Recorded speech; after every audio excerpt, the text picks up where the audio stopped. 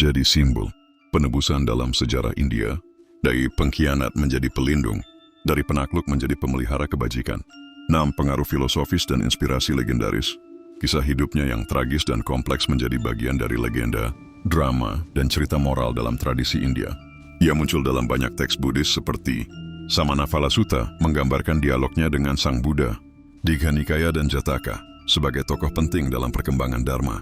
Ia menginspirasi pemahaman tentang konflik batin, pertobatan, dan perjuangan untuk menjadi lebih baik. Kesimpulan, warisan Ajatasatru.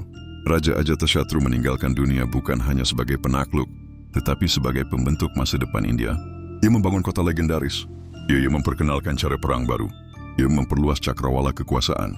Ia menyelamatkan ajaran spiritual yang abadi. Ia menunjukkan bahwa bahkan dalam kegelapan manusia masih bisa memilih cahaya. Ajatasatru tidak hanya mengubah peta India, ia mengubah arah jiwa bangsanya. Biarlah para bhikkhu duduk dalam damai dan para menteri berdebat dalam aula. Sementara itu, aku akan menyiapkan pasukan, karena dunia ini tidak tunduk pada doa, tetapi pada ketetapan dan keberanian. Aku membunuh demi mahkota, tapi aku hidup demi kerajaan. Dan di antara dosa dan tugas itu, aku belajar bahwa raja sejati bukanlah yang suci, melainkan yang mengerti beban darah di tangannya. Setiap benteng yang kudirikan, setiap kerajaan yang kutaklukan, bukan sekadar perluasan wilayah. Itu adalah pernyataan bahwa satu visi besar dapat mengalahkan 1000 keraguan. Ayahku adalah raja, namun bukan takdir yang menjadikanku penguasa.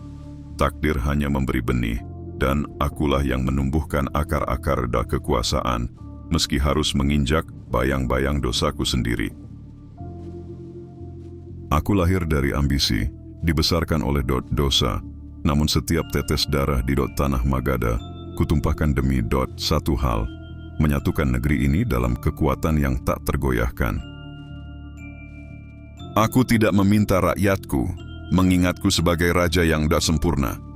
Cukup ingat bahwa aku jatuh, berdosa, bangkit, dan berjuang untuk memberikan pada Magadha masa depan yang lebih kuat daripada masa lalu. Aku mendengar ajaran Sang Buddha bukan untuk keselamatan jiwaku, tapi agar rakyatku tahu bahwa bahkan raja yang pernah menyentuh kegelapan bisa menyalakan pelita terang.